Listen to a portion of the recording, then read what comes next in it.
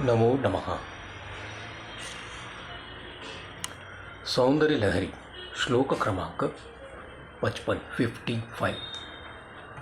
माता के नेत्रों के जगत उद्भव स्वरूप है।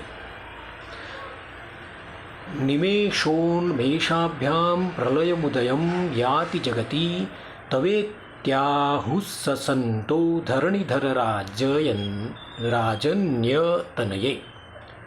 धरणीधर राजन्यतनये त्वदुन्मेषाज्जातं जगदीदमशेषं प्रलयतः परित्रातुं शङ्के परिहृतनिमेषास्तव दशः। अनुवाद। हे हिमालय की पुत्री, आप जब नेत्रों को बंद करती हो तो जगत का प्रलय होता है, और जब नेत्रों को खोलती हो तब जगत का उद्भव होता है, ऐसा संतों का कहना है। इस समग्र जगत में प्रलय के बाद आपके नेत्रों के खुलने से इस जगत का जन्म हुआ है, और मुझे लगता है कि जैसे इसका संपूर्ण रक्षण करने वाली आपकी आँखों ने बंद होना ही बंद कर दिया है।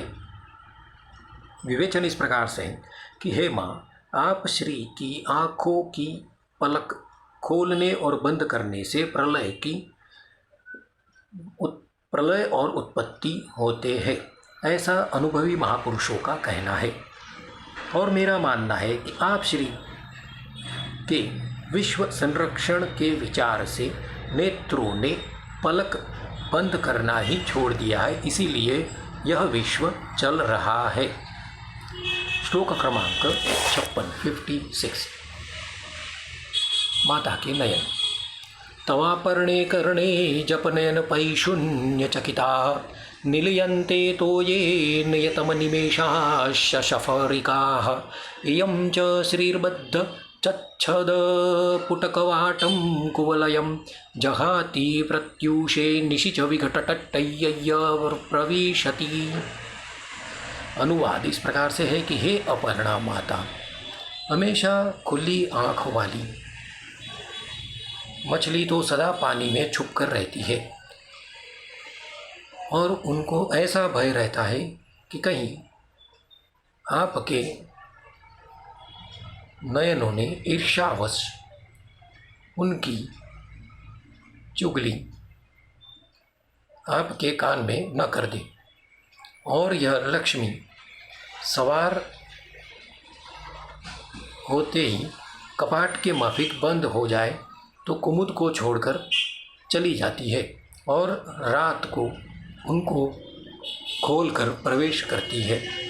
विवेचन इस प्रकार से है कि हे माँ, हे अपर्णे, आप श्री के कर्ण तक फैले हुए दिव्य नेत्रों के भय से मछलियाँ अनिमेष नेत्र से पानी के नीचे जाकर छुप जाती है। सौंदर्य श्री दिवस मानील कमलिनी को छोड़ जाते हैं। जब उनके दल द्वार बंद होते हैं, यानी कि जैसे कमल बंद होता है और रात को द्वार खुल जाए तो फिर से प्रवेश कर जाते हैं। थोड़ा सा कॉम्प्लिकेटेड है, लेकिन ध्यान देने से समझ में आता है।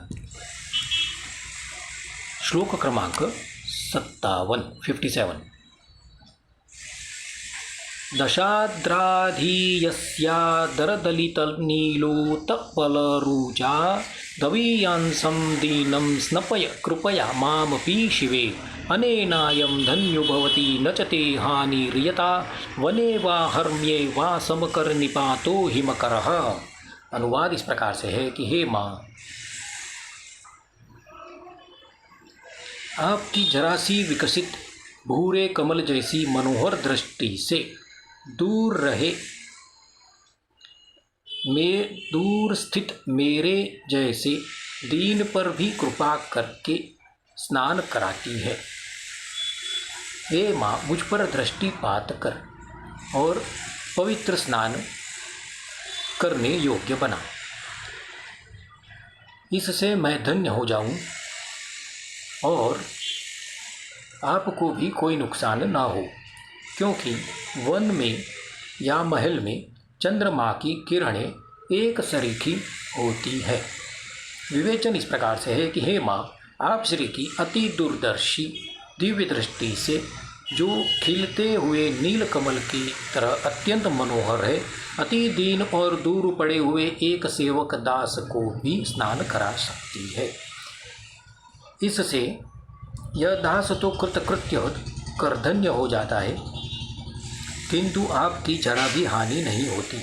हे माँ, चंद्र की अमृतमयी शीतल किरणों के वन में और महल में एक सरखी दृष्टि आती है।